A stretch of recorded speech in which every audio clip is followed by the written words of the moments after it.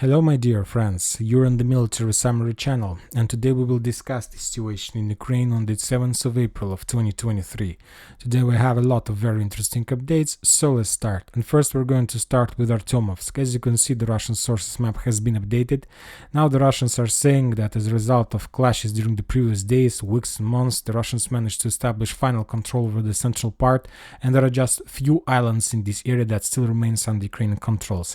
The Russians are saying that there are very heavy clashes in the vicinity of the prison that located in the central part of Bakhmut, and that there are very heavy clashes along the railroad ways in the vicinity of the bus station and the railroad station. But the Ukrainians took a decision to step back from the central part, and the Russians expect, and the Russian military experts expects that within the next few hours the Russians will be able to penetrate the railroad ways and to enter the western part of the Bakhmut through and bypass through the railroad station.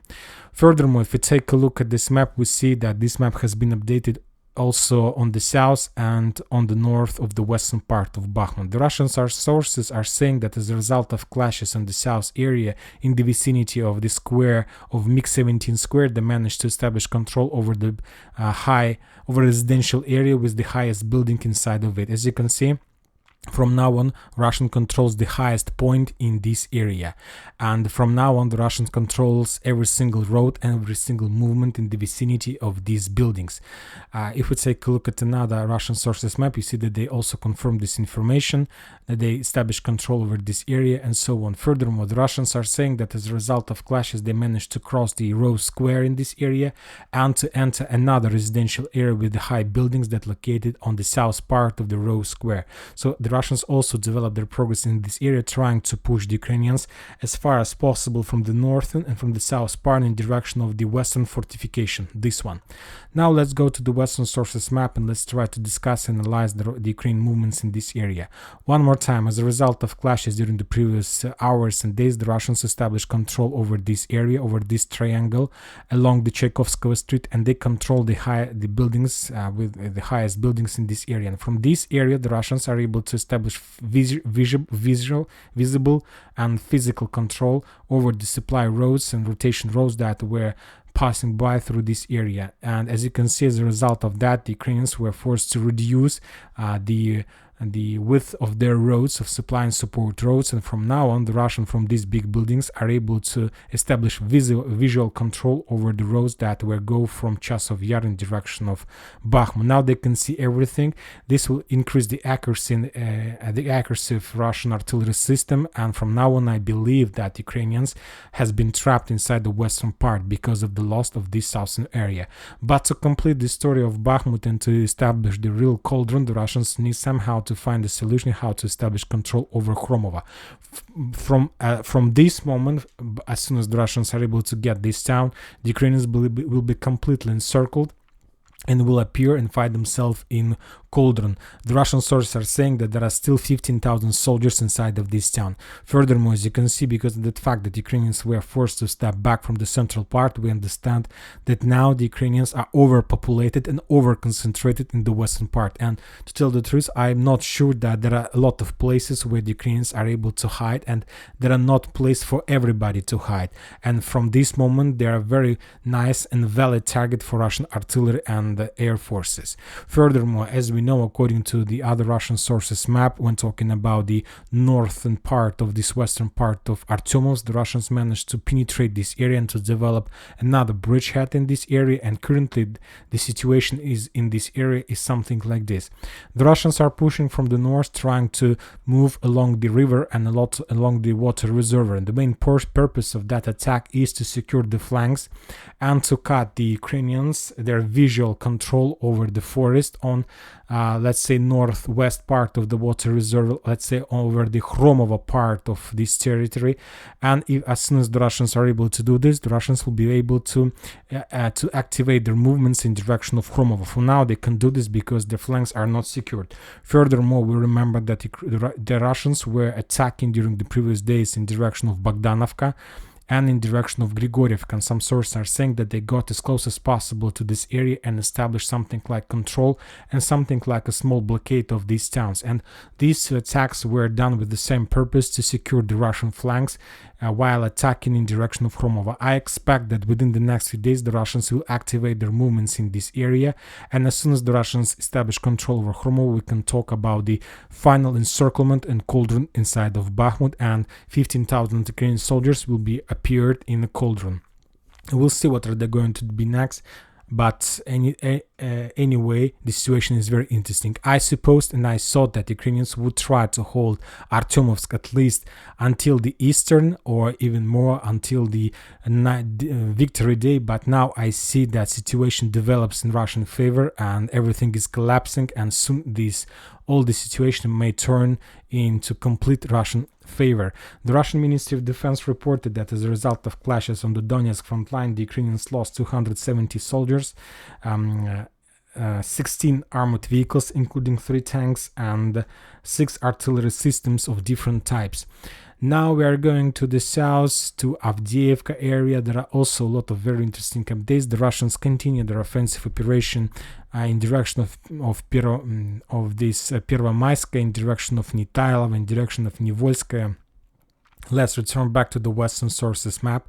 As you can see, this map is not updated. This map shows that there are some kind of salient in the vicinity of Vadiana, but the Russians established control over this area a long time ago, and now the Russians want to establish final control over this area, over the small town Pervomaisk, with one purpose: to push the Ukrainians from Nitailova and to take Nitailova as under control as well.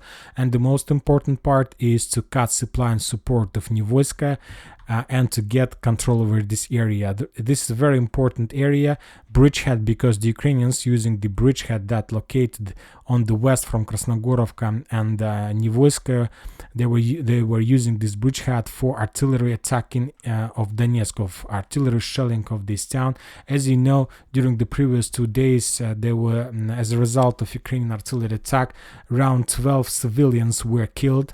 The casualties are very high in Donetsk, so it's like a vital question for the Russians to push the Ukrainians as far as possible from this area. So I'm not saying that the Russians have activated, like in the vicinity of Bakhmut, by doing something like a very massive storm attack, but the Russians are not sitting at the same place. They're trying to push and to push and to push, and today, as a result of those attacks, they got some progress in this area.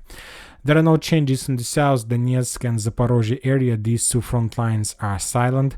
As a result of clashes in this area, the Ukrainians lost around 20 soldiers and 40 soldiers and 3 armored vehicles and 3 artillery systems. When talking about Kherson, the situation is the same, just regular artillery duels without any changes on the ground. The Ukrainians lost 14 soldiers, 2 armored vehicles and 3 artillery systems. And when talking about Kupiansk and Liman front line, the situation remains the same. The level of activities from the Russian side on Liman front line is the lowest since the beginning, maybe of the special military operation, or since the beginning of appearing of this front line. The Russians are saying that the total losses on both these front lines, Kupiansk and Liman, the Ukrainians lost just 80 soldiers, 5 armored vehicles and 3 artillery systems. Now let's move to the deployment map, and today this map was updated. As you know, recently some sources published very interesting documents. Some sources are saying that those documents are secret documents. I believe you saw all these documents, and a lot of people asking me my opinion, what do I think, whether these documents real or whether these documents are fake. It is very difficult to determine about the realness of these documents, because some information from these documents are very interesting and very looks like it's true, and some of the information from these documents I can't believe. For example, one of the interesting thing that I don't believe in is the total assessed losses that were published by this document. According to this document, the NATO specialist, because this document was prepared by the NATO officers, are saying that since the beginning of the special military operation till the 1st of March, the Russians lost just up to 17.5k soldiers, 17,000 soldiers. And these numbers are completely correlate and corresponds with the numbers that was provided by the Ministry of Defense of Russian Federation. And for example, with these numbers, I completely agree. The level of Russian losses is very low. But when talking about the loss from the Ukrainian side, this document says that Ukrainians lost up to 71,000 soldiers. And from this perspective, this losses is very low, and not just because they're very low and something like this, because during the previous months we received a lot of information from other sources like Ursula von der Leyen and other military experts and other military representatives of NATO. Some of them were saying that Ukraine lost more than 400,000 soldiers. Some of them were saying that Ukrainians lost more than 100,000 soldiers, and so on. And from this perspective, these losses is very low. So maybe these numbers shows that this is not a real document. But from the other side, there are very interesting in part of this document related to the brigades that currently have already been deployed on the territory of Ukraine, but since March till the end of April, till the beginning of April, they were located in Europe and the Western countries, and they were under training process. As you can see, there are a lot of very interesting information about the training progress, about the equipment progress, and as you can see at the beginning of March, just few brigades was like under training process, like this 48th and 47th brigade passed more than 40% of training, and the rest of them was below zero, but something around zero. But you need to understand that I analyzed this paper, and as a result of that I find out that this document has more than 24 pages, and we saw and there was published just 5 pages of this document. So it's very difficult to determine, and we can just compare the situation, the information that we receive from this document with the real information and information that we discussed during the previous videos and so on.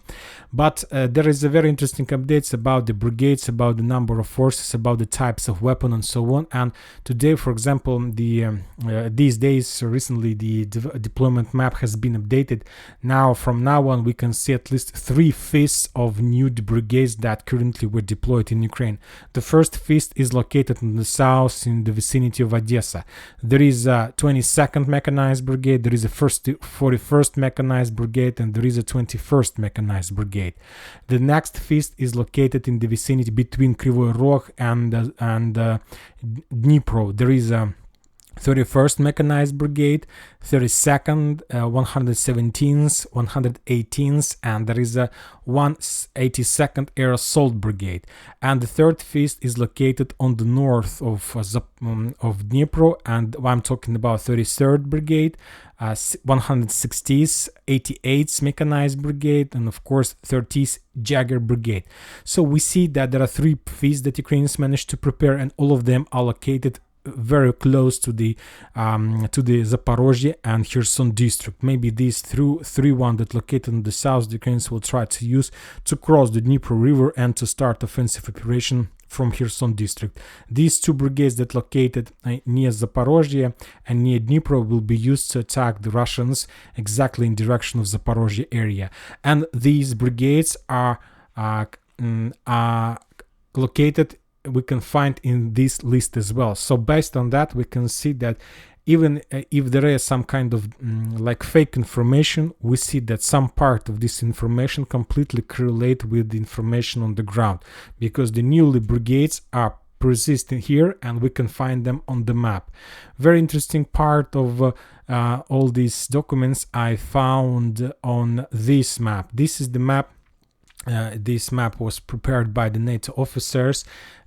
This map has the title "Freeze Favorable to Vehicle Maneuver." So as you can see, there are 3 lines, and these 3 lines correlates with the situation with the ground. As you can see on the bottom, there is something like timeline, and this title of this timeline is Mud Frozen Ground Timeline.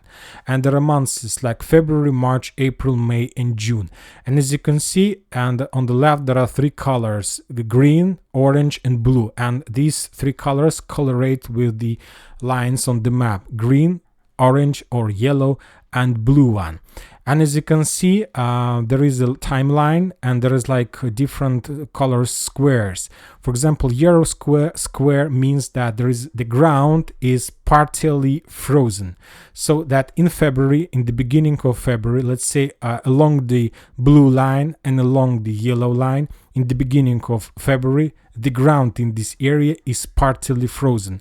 From the middle of February till the beginning of March, all over these three lines, the ground is frozen. So as you can see, then starting from the beginning of March till, let's say, the middle part of March, or till the end of March, the ground is partially frozen. And for example, when talking about the blue line, and this blue line goes this line is on the south near Zaporozhye, we see that after the middle part of March, there is a mood in this area. So that's why, and this part of timeline is colored in red, so like alert flag not to do anything during this period of time. And this is very interesting map, because as you can see, starting, let's say, from March till the end, or till the middle part of May, at least when talking about the green line, there's going to be a mood all over the entire Ukraine. And there is only one area, let's say the blue line, this one, the south one, when and the last square is the green one, saying that from now on you can do everything you want, and it's like very nice time for vehicle maneuvers. So as you can see, just at the beginning of the May, the Ukrainians, according to this classification, are able to start their offensive operation along the blue line, just in the beginning of May, not even in April. And this is very interesting, and it's very difficult to determine, is it a fake information or it's a real information, because as you know, we are talking about the upcoming Ukraine offensive operation currently today, and they're not starting this operation. And maybe this map was done, and the main goal of this map to force the Russians think that Ukrainians are going to start this attack in May, but not in April, as they are going to do according to many military authorities, officers, and so on. So if you ask me, I believe that we can't believe this map, these documents from the other side. We can't not believe them. The only thing we can do is to take as much as possible information to compare with data we have and to make conclusions. And I believe that a lot of people have already made a lot of conclusions based on these maps, because they have a very interesting piece and portions of information. And that's it for today. Military Summary channel reminds you to condemn any violence in Ukraine. Thank you for your watching. Subscribe to my channel, put your likes, join my Patreon. Have a good day. Bye bye.